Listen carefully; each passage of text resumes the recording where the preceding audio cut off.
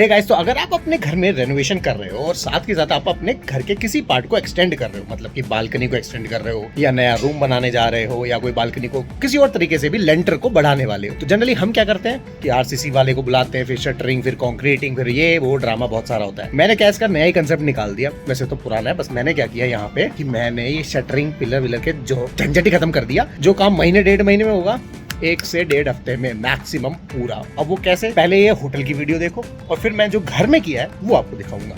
तो अंदर जो है वो है सारी पीवीसी सीलिंग, बॉक्स नहीं है, दिस इज पीवीसी। और जो बाहर आप देखोगे ये जो व्हाइट लगा हुआ है, दिस इज ग्रे शेड में एसीपी, एल्यूमिनियम कंपोजिट पैनल। अगर ध्यान से देखोगे तो इसकी थिकनेस दिखाई दे रही है। इसमें बाहर एल्यूमिनियम होता है, अंदर एल्यूमिनियम होता है, बीच में ब्लैक लेयर होती है, इसे इंसुलेटिंग मटेरियल बोलते हैं। तो जैसा कि मैं आपको बता रहा था, ये देखो ये पूरा एमएस का प्लेटफॉर्म है, ठीक है। ये लोहा इसको बोलते हैं चेकर्ड प्लेट। साइज आते हैं अलग अलग, आप किसी भी साइज में ले सकते हो। और यहाँ से लेके पर्टिकुलरली उस डोर तक इसके ऊपर ही टाइल पत्ता सब लगाया गया। और ये जो, अब हम चलते हैं आगे। और ये भैया यहाँ होटल आओ तो इसमें रखो ना, नाम नाम बोलो। हाँ, राम अनुज। तो भैया थोड़े शाही हो रहे हैं कैमरा देख के।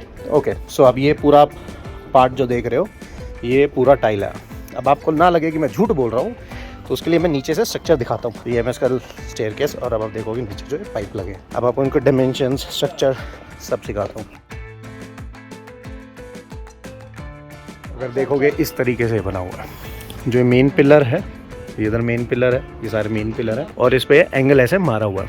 तो अगर आप लोग बालकनी एक्सटेंड करना चाह रहे हैं, जो भी चीज़ होने वाली है वो आप यहाँ लगा सकते हो। जैसे कि ये जो पाइप है ये 5 इंच बाय 5 इंच का है, जिसकी थिकनेस 4 mm की या 3 mm के आसपास की है। उसके बाद ये फिर ऐसे सेक्शन डाले हैं जिसका साइज ऑलमोस्ट 4.2 या 4.5 के आसपास है। जो ये पाइप ऐसे गया है, इसके ऊपर डाली है चेकर्ड प्लेट, जिसको फिर लोहे का जो पेंट होता है ना एनिमल, उससे पेंट किया है। उसके बाद देखोगे ऑल थ्रू वहां तक ही गया हुआ है। बीच में छोटे छोटे पाइप्स हैं लोड डिस्ट्रीब्यूट करने के लिए, और ये मेन पाइप है। तो ये मेरे हिसाब से जो स्पैन होगा करीब करीब मेरे हिसाब से 40 फुट का ये पूरा स्पैन है। और 40 फुट में पिलर जो डले हैं 1 2 3 4 5 6 7 8 जो है पीछे की तरफ है, और 1 2 3 4 पिलर जो आगे की तरफ है। समझ रहे हो कैसे, ये पीछे वाले, ये आगे वाले।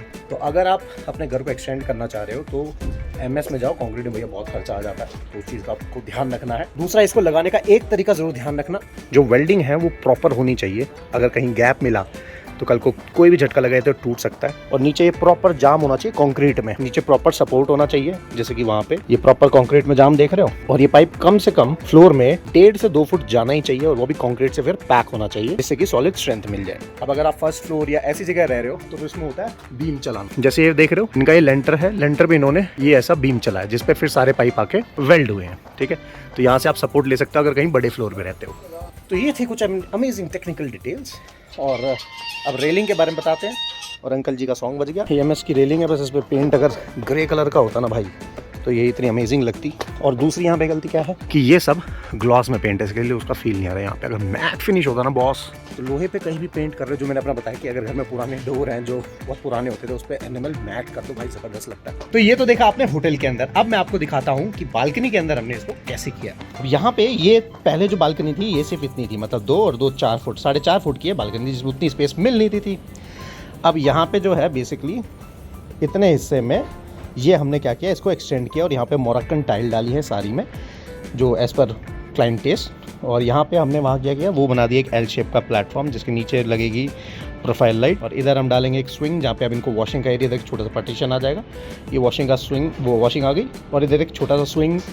अब टेक्निकल पार्ट कि हुआ क्या है, यहाँ पे पर्टिकुलर ये एंगल देख रहे हो, एल एंगल आया। ये है मेन पिलर, जो कि अगेन लोहे का है, जो कि जाम है नीचे, ठीक है। और ये बैरिकेडिंग हमने लगा दी है कि कबूतर उतर ना आए। और ऐसे आप देख रहे हो कि ये बीम का सपोर्ट लिया यहाँ से, जो कि ये जो स्क्रू सा देख रहे हो ये है फास्टनर, एल शेप, एमएस के पाइप दिए। और उसके ऊपर जो व्हाइट कलर का बोर्ड देख रहे हो, दैट इज सैरा बोर्ड। तो यहाँ पे जो भी बोर्ड लगा है वो सारा सैरा बोर्ड है, और उसके ऊपर डायरेक्टली टाइल लगा दी गई है। अब लोगों को अक्सर नॉलेज नहीं होती, क्या होता है, 2 बोर्ड आते हैं, एक होता है बाइसन, जो कि होता है सीमेंट वुड पार्टिकल बोर्ड, और एक होता है सैरा बोर्ड। हमेशा बाइसन बोर्ड घर के इंटीरियर में और सैरा बोर्ड एक्सटीरियर में लगाया जाता है बॉस। ये टाइल हमने क्या किया, लोहे की फ्रेमिंग करी, उसके ऊपर टाइल लगा दी, कॉस्टिंग में सीधा 40% का रिड्यूसमेंट, टाइम 50% आधा हो गया सीधा। अब मैं इसको टेक्निकल के लिए वीडियो पूरा बना देता हूँ, मतलब कि फोटो वगैरह दिखा दूंगा क्या क्या लगा हुआ है टेक्निकल पार्ट में, जिससे आपको पता लग जाए। यहाँ से दिखा देता हूँ। ये है मेरा 4 इंच बाय 4 इंच का, सॉरी 5 इंच बाय 5 इंच का स्क्वायर पाइप जो कि काम कर रहा है कॉलम का, जो गया नीचे तक। और जैसे हमने किया ना, सब लोगों ने अपना अपना बोर्ड डाल के सब ने हमसे वही सारी सेम चीज करा दी कि हमारा भी ऐसा कर दो, हमारा भी ऐसा कर दो। उसके बाद सपोर्ट देने के लिए ये छोटे छोटे पिलर्स का हमने काम किया, जो वहां से लेके यहाँ तक ये पूरा लगा हुआ है, अगर ये आप देखोगे तो। और ये ऐसे शेड आ गए बाहर। बाकी मैं फेवर में नहीं था इनके, तो मैं चाहता था कि यहाँ पे नेट ना लग के सीधा ग्लासेस होते तो पेंट हाउस का फील आ जाता, पर ठीक है, क्लाइंट डिमांड है। तो ऐसा अब मैं चलता हूँ नीचे दिखाने के लिए क्या किया है। और ये ऊपर जो देखोगे ये पाइप है जो 2 इंच बाई 1 इंच के।